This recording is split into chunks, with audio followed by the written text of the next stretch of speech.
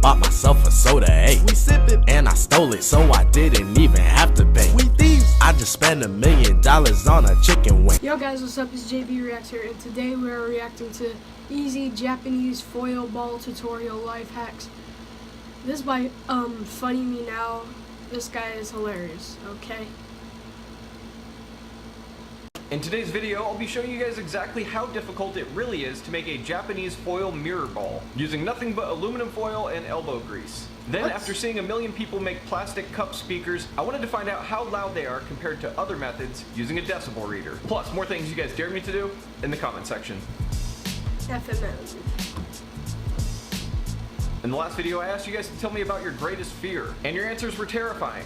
And funny, and then back to very terrifying, and still somehow back to funny again. It was a roller coaster. But since you guys came up with so many comments, I thought I'd ask another question. What is something that has unexpectedly changed your life for the better? It could be something like meeting your significant other, or guessing all the answers right on a test you didn't study for. Just put whatever you can come up with in the comment section. I'll be featuring 10 of my favorite answers in the next video. That, and keep leaving your dares. Now let's get this thing going. For the first life hack, we're going to be attempting to make a Japanese foil mirror ball out of aluminum foil. And these things have taken over the internet in the past month or so. And of course, I had to find out what it takes to make one of these viral silver balls. So I had to do it. There's been too many people making these foil balls, and I had to see how it's done. But most of the ones I've seen, people just give up like halfway through and they don't finish the project out. So I want to figure out how long it actually takes to make one of these things, and if I'm going to die of old age in the process. Now my goal is to really finish the whole project until I just destroyed my tinfoil box. My goal is to finish the entire project and actually have something worth keeping when I'm done. I have no idea how this is going to turn out, but I'm hopeful. That being said, let's get this thing going. So if you're following along at home, all you do is you use a giant sheet of tinfoil, roll it up into a ball, and then hit it with a hammer on every side until it turns into a circle.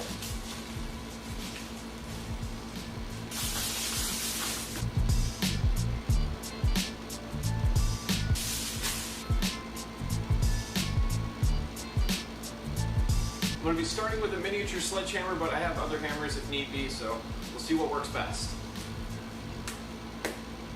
While doing this, I could definitely tell that the sledgehammer was doing more damage, which was good, but it was very difficult for it to keep shape. So most of the time I was just using the normal hammer, and overall I'd say I hit this thing for about 4 hours or so.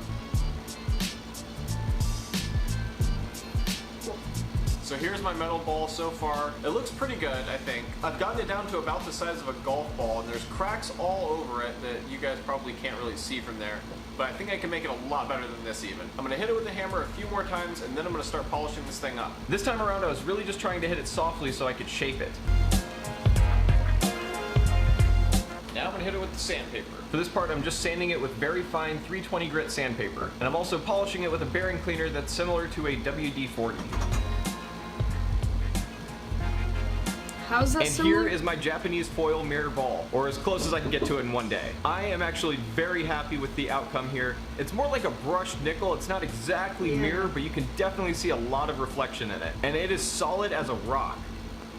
Or solid as a metal ball, because that's kind of what it is. And there's a couple of cracks in it, but nothing too major. I really like this thing, and I'm super happy that I made it. Whoever came up with this trend, good for you. I'm gonna put this somewhere safe now. Now, let's find out what the deal is with everyone making cup speakers. And welcome back to the Yoga Dungeon for another episode of Does That Stupid Stuff Really Work? Where sometimes I try stupid stuff and it works, sometimes it doesn't. I should really call my series something like that. Either way, what we're gonna be doing now is taking a look at a DIY phone speaker system that has probably been posted more than 1 billion times. At least over 9,000. And that's an old meme. And we're gonna be comparing that with what I think is a better life hack, only this time we're gonna be using an actual decibel reader that I downloaded on my iPhone. I don't know how well it works, but it's going to be okay because they're both going to be using the exact same tool to measure the loudness. So it's an even playing field. That being said, let's get this thing going. Okay, so you guys have probably seen this 1 million times, but just in case, I'm gonna go through how to make a stupid DIY speaker system.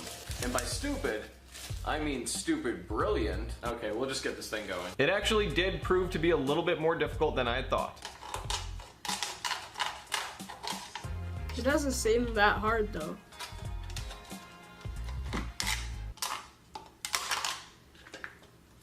Okay, so I come to find out that it's actually pretty difficult to cut through these things and actually do a good job. So what I'm gonna be doing is trying to melt my way through it using this paper clip. Not sure how long I have to heat it for, but probably a while.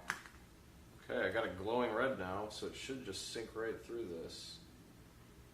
Yeah, that is working a lot better than the knife. It smells like someone's smoking in here, but other than that, it's doing a pretty good job. This method of cutting through plastic is actually a really good life hack all on its own. I've even seen people tape the paper clip to the lighter to make it more of an all-in-one device. So that's pretty cool too. And that is easily the best looking hole I've made so far. That's crazy. I'm gonna probably need to widen it out a bit, but other than that, that's pretty good.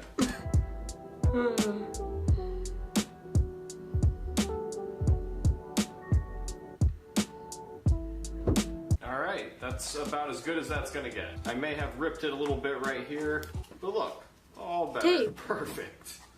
That's gonna work great now. Just to help seal up any gaps that there may be, I'll put a little bit of tape here too.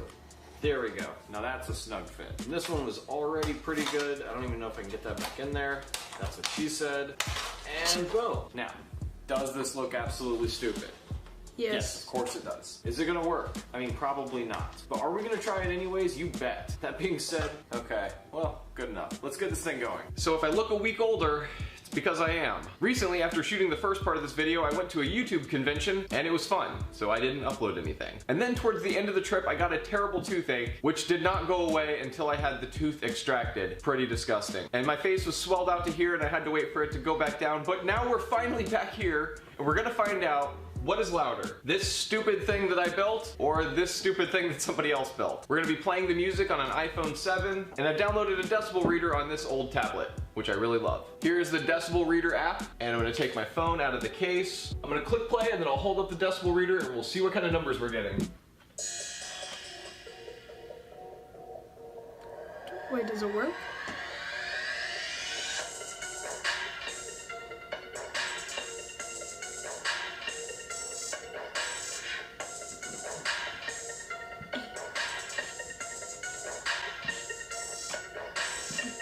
The highest number I got this thing to go up to was 82. Y'all saw it. Now we're gonna try it again, only this time, we're just gonna be using a wine glass. Or I think this is more of a water glass. Whatever, it's fancy, like we're gonna use it. Though.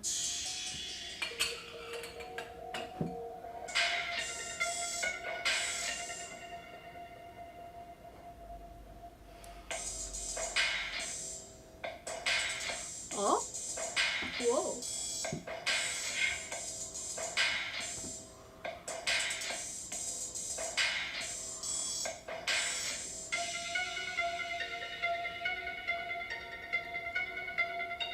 Okay, well, while it was probably way too close to call by my ear, this actually really helped us out, and it let us know that if you're willing to make one of these stupid contraptions, you might get an extra half a decibel out of your speaker system. And to me, that means that it's louder, and louder is better. I can't believe this thing was actually louder. I totally made fun of these things before and thought there was no way it was gonna be louder than putting it in this, because this is just more rigid, it's kind of shaped for acoustics even, but louder is louder, and this is undeniably louder according to this cheap decibel reader on an old tablet. That being said, we are on to the next air. Now if you guys have seen most of my recent videos, I tried a hot glue gun hack that was supposed to be able to salvage my old flip-flops, but it failed miserably. So we're gonna try something different. So I'm not really sure how much longer we can keep trying to call this a life hack, but really more or less just me trying to fix something. Okay guys, we're gonna go ahead and end the video there. If you liked it, be sure to smash the like button, hit subscribe. Tell me what I should do next. And yeah, I'll see you guys in the next video. Later. Cue the motherfucking outro.